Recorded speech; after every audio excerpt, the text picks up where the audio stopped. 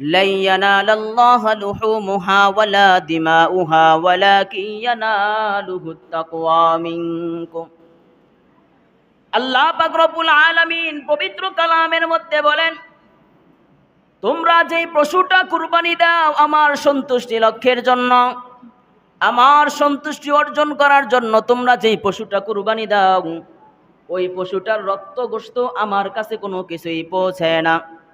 আমার কাছে বান্দা যেই জিনিসটা পৌঁছায় যায় সেই জিনিসটার নাম হলো তোমার অন্তরের তাকওয়া। বলেন সুবহানাল্লাহ।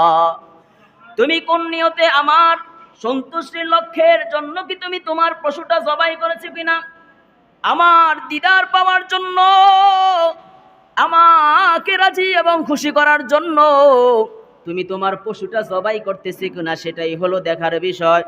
তুমি যখন বান্দা পরিপূর্ণভাবে আল্লাহর ভয় অন্তরের মধ্যে রাখিয়া